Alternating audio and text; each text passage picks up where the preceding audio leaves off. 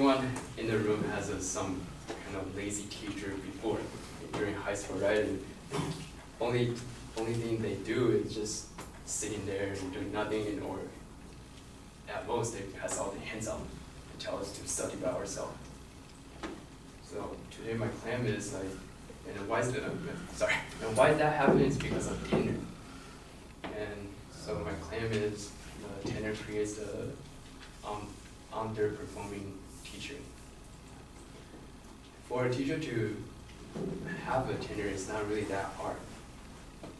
In the Rose Grade, what is teacher tenure? She wrote, with most states granting tenure after 3 years, teachers have not had the opportunity to show their performance. That's why I mean the teacher is not really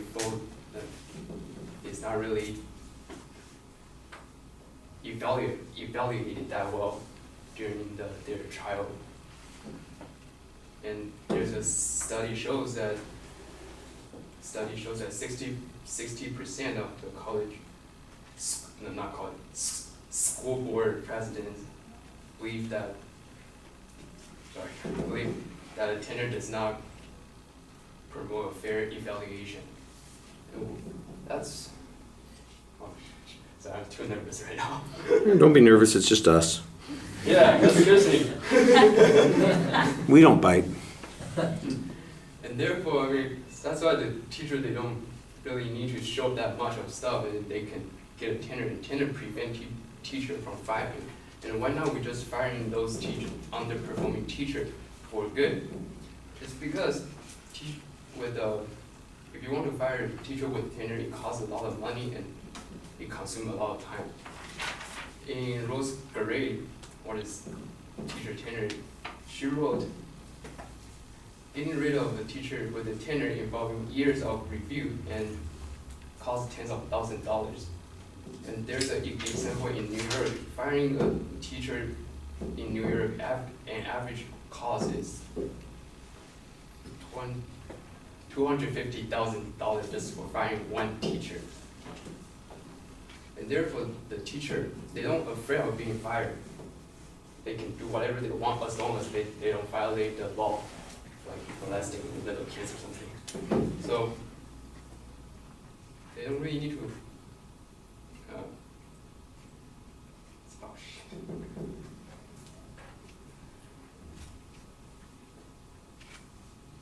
Gosh. Oh. Take a deep breath, relax, look down at your notes, figure out what you're saying next, and get started again. And because of the cost and the time consuming, and 86% of administrators, they will not firing the teacher at all just because of the cost and the time consuming progress.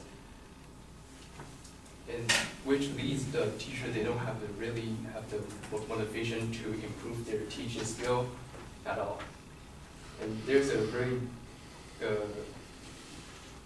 good statements in the Reforming DC School.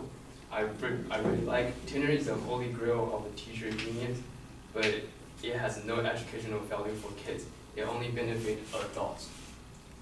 Today we study in college, but right now I feel like I'm not really fully prepared during high school or throughout my elementary and whatever, in K-12.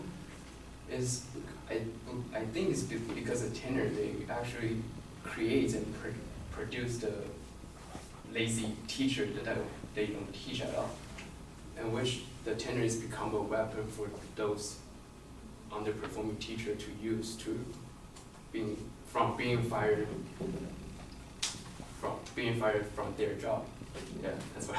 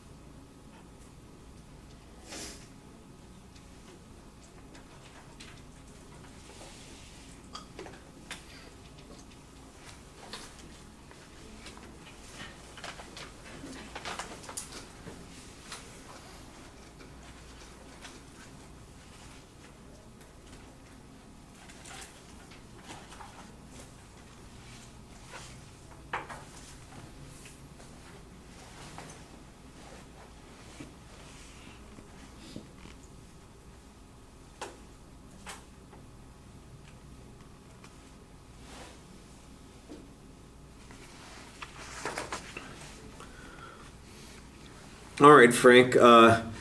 You start off with an assumption that you believe everybody has had a lazy teacher, and that may very well be the case. The notion that that laziness is caused by tenure is your assertion, so let's find out if it's true, and that's kind of basically what the argument's going to be about. I do think you need to show that first of all, that there are lazy teachers and that has a negative effect on student performance. It seems to be a presupposition that that's the case. In other words, I'm going to assume a problem exists. Now let me tell you where the problem comes from instead of let me prove first that the problem exists and then here's where the problem comes from. I think you need that first point and it needs to be quantified to some degree. On the claim of causality, you say that it's fairly easy to get tenure and that they don't do a thorough enough review in the first 3 years before they get the tenure, and I didn't really hear any evidence on that. The only evidence that I heard that kind of came close to that was a vague reference to school board members who 60% of the school board members feel that the teachers are not very well evaluated. And I'm not even sure that's what the quote said, because I don't think that you were quoting it directly. It sounded like you were trying to paraphrase what's being said there. So when you have a piece of information like that, you need to make sure that you've got control of the data and you know what you're going to use it to say. As it is, it just sounds like it's being presented without necessarily knowing why you are presenting it and what you think it proves in the argument. I thought that the best section of the argument was the information about how difficult it is to fire a teacher who is tenured, that it costs a lot of money. You had a good statistic from the city of New York on how much it would cost to remove a teacher there. There's a nice quote that you have before you get to that. And that's good proof on that point. Just to mention, I know that there are lots of other examples that go to that. For instance, how many teachers have ever been fired in a state like California? And you get a number that says something like, we fired 10 teachers over the last 2 years. Well, that's 5 a year. And how many teachers do we have teaching in the state of California? 1.5 million. And you're telling me that there were only 5 in 1.5 million that weren't any good? I think that would be the kind of thing that would suggest in the first point that a problem exists. What's our likelihood of having a problem at any level of employment? What percentage of employees are likely to be problematic in any particular field? If you had a statistic like that and said, now why would we think teachers are so much less likely to have those problems? It seems like they would be just as likely, so there should be more that probably need to be dismissed. I'm a little hesitant to accept the premise, like I said, that your failure, your difficulties as a student, you say you want to blame a teacher that was lazy for you. Maybe you were the lazy one. I don't know, but it would be helpful if you could say that 10% of teachers never do an assessment of their students for exit of their class, or that 80% of the students who come out of one person's class can't pass a math exam, whereas all of their colleagues in the same school, 90% of their students do pass the math exams. And then we could say, yeah, that one's a problem, and we can't do anything about it. That's what you need to have a little bit more of. All right, thank you. And have you got a copy of the? You're going to bring a copy of the outline for me. You don't have it now. Okay, that's fine.